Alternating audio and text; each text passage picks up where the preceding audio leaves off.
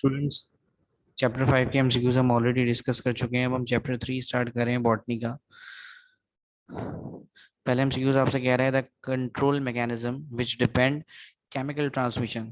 तो एक ऐसा सिस्टम है कंट्रोल, एक ऐसा कंट्रोल है जो कि किस पे डिपेंड कर रहा है, केमिकल ट्रांसमिशन पे, through the circulatory system and diffuse process. So क्योंकि ये केमिकल ट्रांसमिशन पे डिपेंड कर रहा है, इसलिए इस कंट्रोल को हम किसका नाम देंगे, केमिकल कंट्रोल। फिर वो आपसे कह रहा है the control which has faster action. जिस एक ऐसा कंट्रोल है जिसका एक्शन बहुत तेज आ रहा है, इट्स इफेक्ट लोकलाइज। लोकलाइज का मतलब है किसी पर्टिकुलर जगह पे इफेक्ट आ रहा है। फॉर एग्जांपल, लोकलाइज और सिस्टमेटिक का अगर मैं आपको डिफरेंस समझाऊं, तो कभी कभी हमें कोई मेडिसिन जो है वो पूरी बॉडी पर इफेक्ट दे रही होती है। जब भी कोई मेडिसिन हमें कोई पूरी बॉडी पर इफेक्ट देती है तो हम उसे कहते हैं सिस्टमिक इफेक्ट। फॉर एग्जांपल, अगर मैं पेनाडोल खाता हूँ तो पेनाडोल मेरी बॉडी में जहां जहां पेन हो रहा है उससे मुझे रिलीफ करेगी, पूरी बॉडी पर एक्ट करेगी, इसलिए हम उसे कहते हैं सिस्टमिक एक्शन।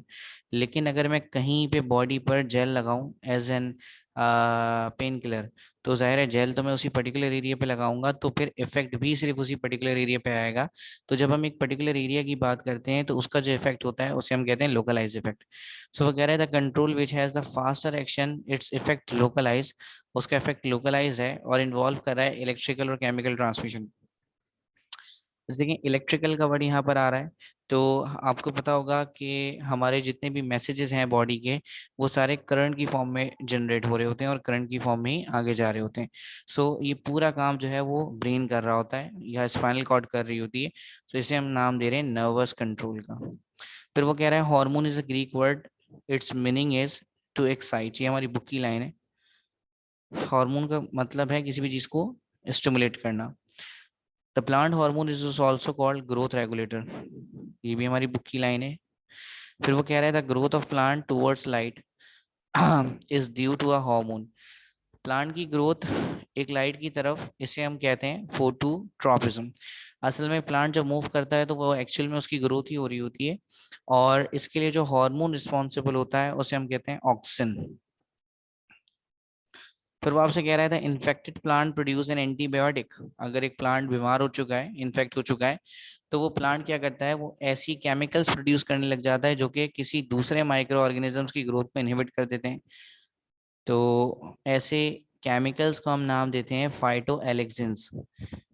ये भी हमारी बुक की लाइन है। तो ये इतने टॉक्सिक केमिकल्स होते हैं कि उन बैक्टीरिया या फिर जो भी पैथोजेंस हैं उनको किल करना स्टार्ट कर देते हैं। फिर लिखा हुआ है the independent time measuring system for rhythmic movement. So हमारी बॉडी के अंदर जो टाइम मेजरिंग सिस्टम है तो उसे हम बायोलॉजिकल क्लॉक कहते हैं। फिर वो आपसे कह रहा है कि biological rhythm of living system at regular interval, हमारी बॉडी के जितने भी बिहेवियर्स हैं पर्टिकुलर टाइम के रिस्पेक्ट से, उसे हम कहते हैं बायो रिदम्स या फिर बायोलॉजिकल रिदम्स। फिर वो कह रहा है bio rhythms which occurs with a frequency of 24 hours. मतलब हमारे जो भी बिहेवियर्स हैं वो पूरे दिन में एक दफ़ा रिपीट हो रहे हैं, जैसे हमारे सोने का टाइम, जैसे हमारे सुबह उठने का टाइम।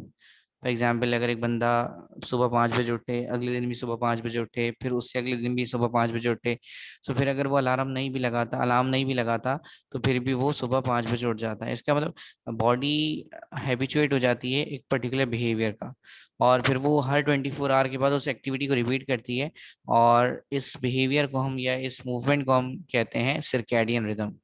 फिर वो कह रहा है in plant all the function and movement is controlled by internal biological clock. अगर इंटरनल बायोलॉजिकल क्लॉक काम कर रही है तो फिर हम उसे बोलेंगे एंडोजेनस रिदम। फिर वो आपसे कह रहा है the period of light which is required by the plant body. तो लाइट का जो पीरियड का ड्यूरेशन है उसे हम कहते हैं फोटो पीरियोडिज्म। कि फोटो पीरियोडिज्म का मतलब है एक्चुअली कि लाइट कितने टाइम के लिए अवेलेबल है। फिर वो आपसे कह रहा था इफेक्ट ऑफ जिब्रेलिन। जिब्रेलिन एक तरह का हार्मोन है। The effect of gibberellin was first notice in a fungus. तो जिब्रेलिन का जो इफेक्ट है वो असल में, जिब्रेलिन को हमने नोट इस तरह से किया था कि जिब्रेलिन भी कोई हार्मोन है।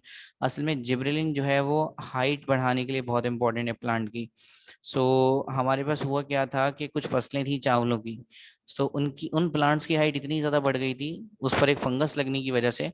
उस फंगस को हम कहते हैं जिब्रेला फ्यूजिकोराए। सो उस फंगस की वजह से उनकी हाइट इतनी ज़्यादा बढ़ गई थी, और उसे हम नाम दे रहे थे फुलिश सीडलिंग।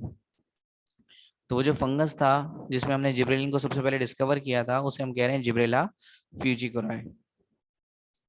फिर वो आपसे कह रहा है Gibberella fujikuroi fungus causes foolish seedling disease in rice, जिसे हम उस बीमारी को हम किसका नाम देते हैं, बेकैनी। फिर वो कह रहा है gas hormone which helps in rapid ripening of fruit. वो कौन सा गैस हार्मोन है जो कि फ्रूट्स को गलाने के लिए या फ्रूट्स को पकाने के लिए इस्तेमाल होता है, उसे हम कहते हैं ethene. The term oxygen was first use by went, तो ये वेंट साहब ने यूज किया था सबसे पहले। फिर वो कह रहा है 40 degree centigrade plant cell synthesise special substances called heat shock proteins. जब 40 डिग्री सेंटीग्रेड से ऊपर का टेम्परेचर हो जाता है तो बॉडी जो है वो अपने ऊपर हीट शॉक प्रोटीन्स बनाने लग जाती है ताकि वो मजीद हार्म ना हो सके। In plant heat shock proteins are produce above the temperature, तो ये तो अभी रिपीट हुआ है, एट 40 डिग्री सेंटीग्रेड। तो बहुत आसान सा चैप्टर था, बहुत छोटा सा चैप्टर था। अब फिलहाल इस चैप्टर को हम यहीं पे एंड कर रहे हैं। अब हम नेक्स्ट वीडियो के अंदर अपना कोई एक और चैप्टर को डिस्कस करेंगे। फिलहाल अल्लाह हाफिज़।